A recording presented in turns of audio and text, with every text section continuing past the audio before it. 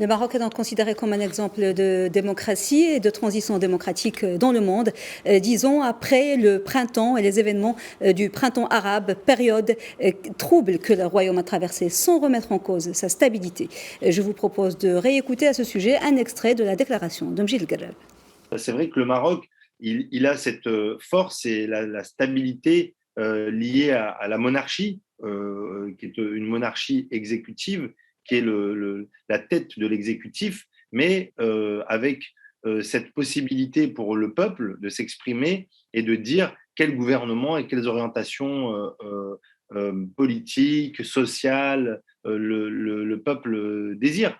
Donc, il y a une forme de mélange entre effectivement une monarchie exécutive, donc une stabilité forte qui est là et qui est l'héritage de 12 siècles d'histoire et qui n'est pas quelque chose d'inventé ou qui date de quelques décennies. Non, c'est une vraie 12 siècles d'histoire et donc une vraie légitimité historique, une vraie légitimité culturelle, une vraie légitimité populaire. Après les indépendances, c'est le peuple qui a réclamé le retour du roi sur le trône. Donc, on a une vraie légitimité, une vraie force, une stabilité, comme le général de Gaulle l'a voulu en France pour la Ve République, c'est-à-dire une sorte de… Finalement, en France, on a un monarque républicain, on a un chef de l'État qui est là et qui est là pendant 5 ans et qui a énormément de prérogatives et de pouvoirs, mais il y a un gouvernement, il y a des élections, il y a des députés qui sont élus. Donc,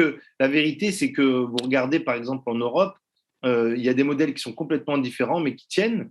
Et vous regardez, nous, par rapport à nos voisins, la légitimité du pouvoir en Algérie, c'est l'armée, puisque c'est l'armée qui a décolonisé et qui a permis au peuple algérien d'être indépendant. Donc tout vient de l'armée et tout est légitime quand il est issu de l'armée. Et le Hirak qu'on a eu ces dernières années-là a réaffirmé son amour pour la patrie. Et là, dans la patrie, il y a l'armée. Et donc, la Tunisie, c'est une autre histoire, c'est d'autres référentiels, à Bourguiba, puis après à Ben Ali. Et aujourd'hui, on a le président Kais Saïd qui a essayé de mettre en place une forme d'alternative. Mais on l'a vu cet été, quand on voit aujourd'hui le Parlement, le blocage du Parlement, le président de la République tunisienne a été contraint lui aussi de faire une sorte de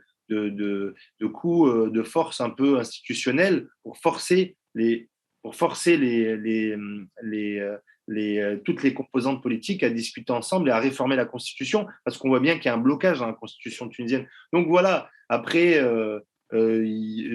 comparaison n'est pas raison, et chaque État a son parcours, a son histoire, aussi sa culture, même si on est très, très semblables. Il y a des cultures politiques qui sont complètement différentes. Et c'est vrai que voilà, le Maroc a cette stabilité que c'est vrai les autres pays ont beaucoup moins. C'est une stabilité qui est historique et qui date de 12 siècles.